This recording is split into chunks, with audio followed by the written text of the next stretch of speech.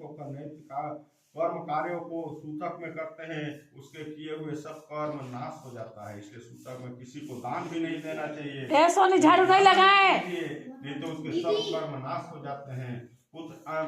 व्रत आदि भी नहीं करना चाहिए, गायत्री मंत्र भी नहीं करना चाहिए, घनिष्ठा यदि इनको भी सूतक लगता है। विवाह यज्ञ उनके आरंभ होने पर अश्या मरण शहर में अश्या में प्रवृत्ति हो, यह भोजन करने से कोई दोष नहीं होता, क्योंकि भगवान मनु का आदेश है। सूतक में जो ब्राह्मण ज्ञानवंशा में अन्न आदि किसी के यहाँ से ले लेता है वह दोष का भागीदार स्वयं होता है, किंतु देने वाले को पाप भी लगता है। जो दाता सूतक में गुप्त रखकर ब्राह्मण को दान देते हैं वह ब्राह्मण सूतक ऐसा जानकर दान ग्रहण कर लेता है, वह दोनों प्रत्यक्ष के भागीदार पाप के भागीदार होते हैं। इसलिए सूतक आदि में शुद्धि पिताम्बर सापिंड श्राद्ध करें, इससे पितृगण सब पितृलोक में चले जाते हैं। इस प्रकार 12वें दिन तक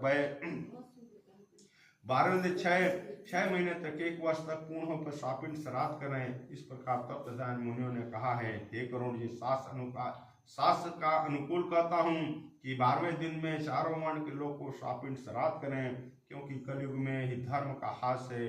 पुरुषों की आयु की अर्थ होने से शरीर अवस्था होने से 12वें दिन में सापिंड श्राद्ध करने का प्रत्यक्ष है।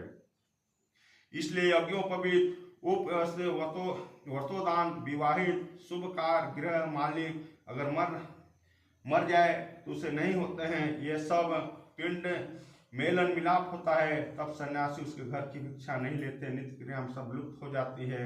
इसलिए प्रत्यक्ष काल से आचन आदि विश्व देवताओं का पूजन करें, भूमि से बीच होकर पिंडदान करें, हाथ पर प्रत्यक्षा का आचमन करें।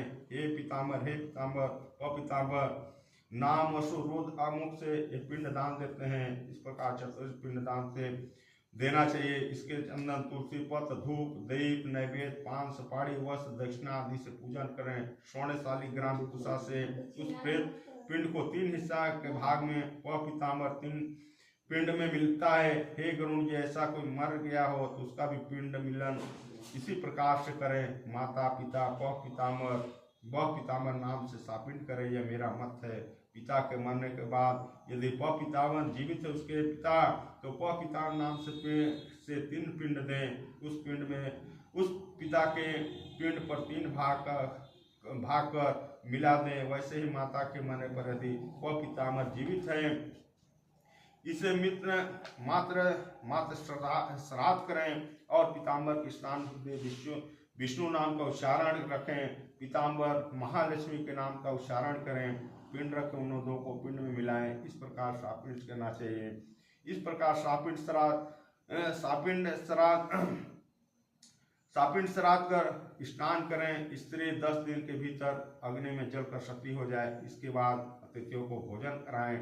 हस्ता सदा करें कि तुम्हें पिता मुनि देव आदि मानव तीर्थ हुए हैं।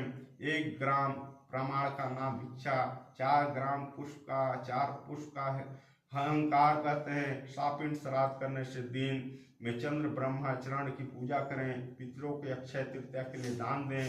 घी, स्वर्ण, चांदी, गौ, घोड़ा, हाथी सब रखकर भूमि में आचार्य को दें। इस प्रकार तदंतर स्वास्तिक, पाचक, रोली, केसर आदि नैवेद्य से 9 ग्रहों की वेदी का पूजन करें। इस प्रकार आचार्य मंत्रों द्वारा रक्षा सूत्र अपने दाहिने हाथ में बंधवाएं। यजमान से दाहिने हाथ में बांधें, पुनः हाथ में अक्षत लेकर विसर्जन कराएं। इस प्रकार नाना प्रकार से निष्ठान से ब्राह्मण को भोजन कराएं। दक्षिण मोदक से